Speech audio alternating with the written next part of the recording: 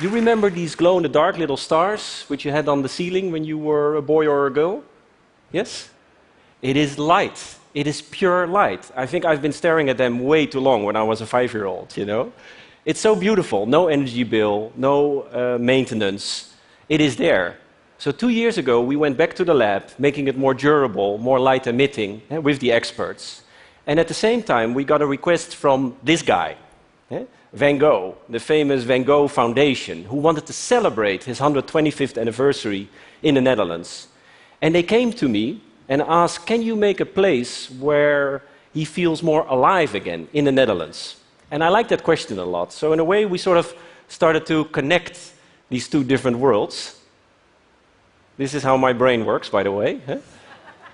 Oh, I would love to keep on doing this for an hour, but okay. And this is the result that we made. A bicycle path which charges at daytime via the sun and glows at night up to 8 hours. Thank you.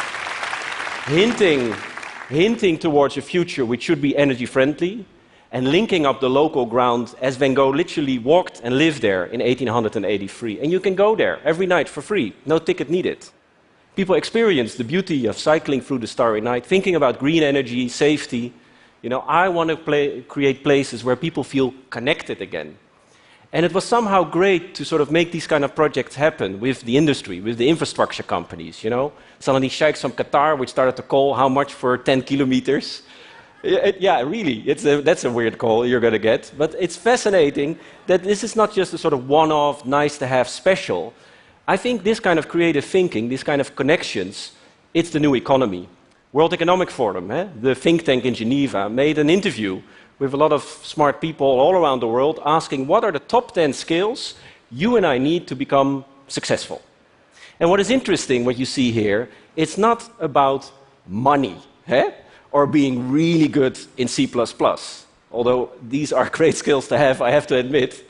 But look at number 3, creativity. Number 2, critical thinking. Number 1, problem solving, complex problem solving. All the things a robot or a computer is really bad at.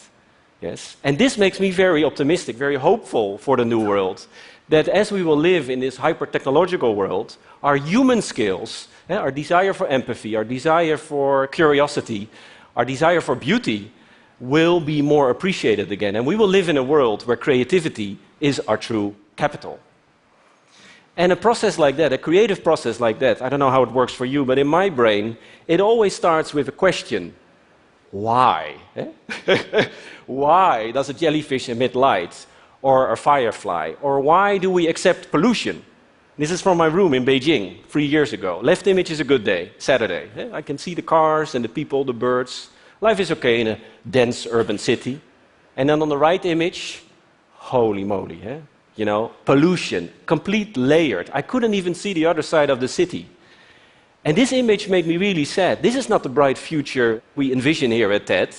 This is the horror. We live 5 to 6 years shorter. Children have lung cancer when they're 6 years old. And so in a weird, beautiful way, I, at that moment, became inspired by Beijing smog. And the governments all around the world are fighting their war on smog, but I wanted to make something within the now. And so we decided to build the largest smog vacuum cleaner in the world. So it sucks up polluted air, cleans it, and then releases it. And we built the first one. So it sucks up 30,000 cubic meters per hour, cleans it on the nano level, the PM2.5, PM10 particles, using very little electricity, and then releasing the clean air. So we have parks, playgrounds, which are 55 to 75% more clean than the rest of the city. Yes. And every month or so, it opens like a spaceship, like a Marilyn Monroe with the, well, you know what. Anyway, so this is the stuff we are capturing. This is Beijing smog.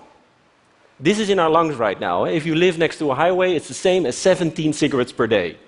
Are we insane? When did we say yes to that?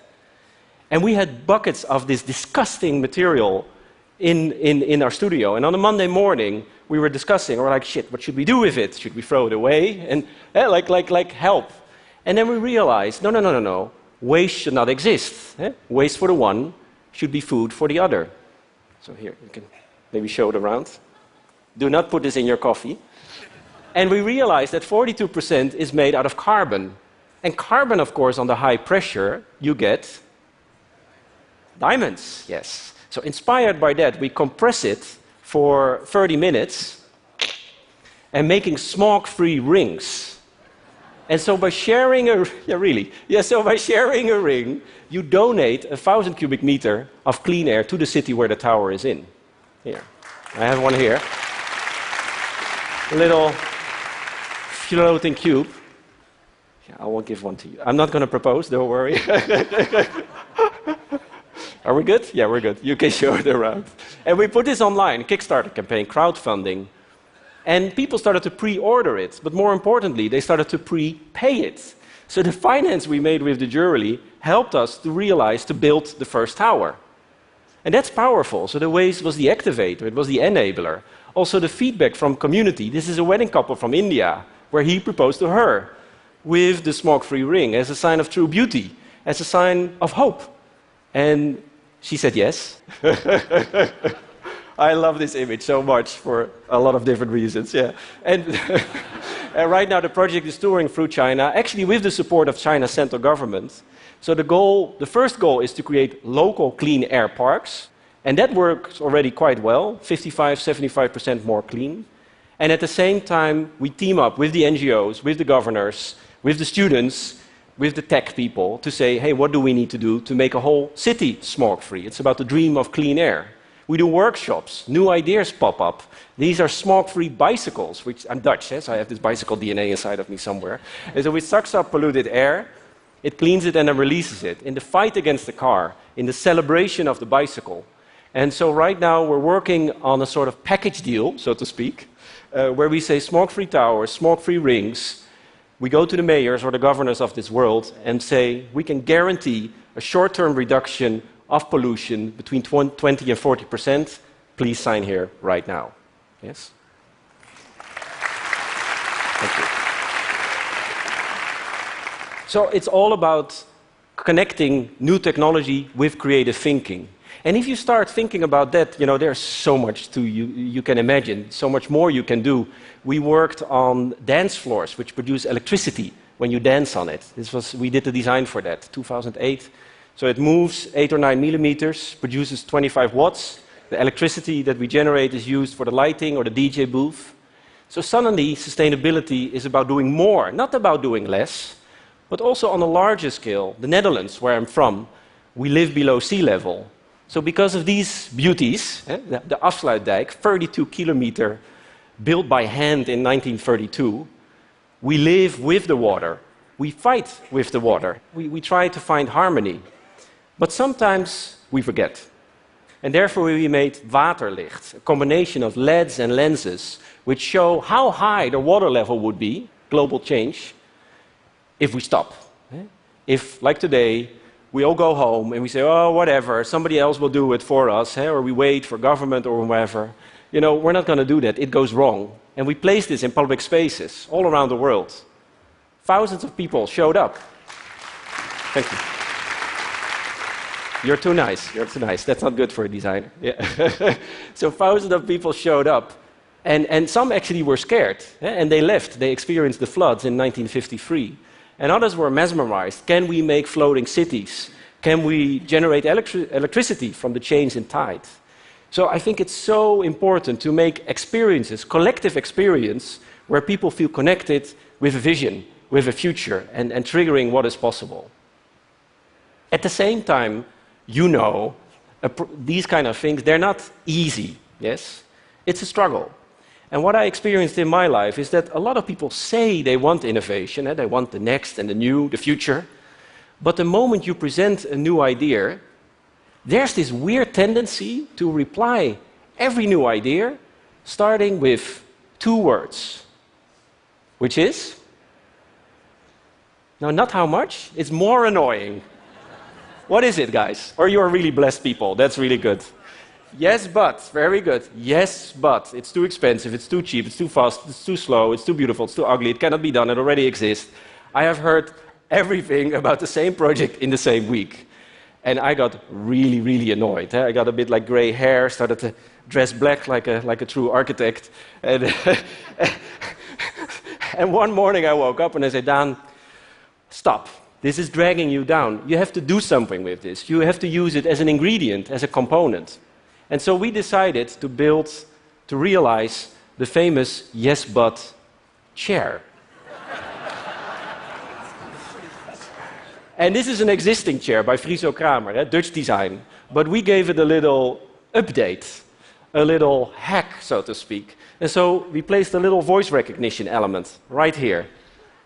And so the moment you sit on that chair and you say those two horrible, creative, destructive, annoying little words, you get a short, but pretty intense little shock on the backside of your button.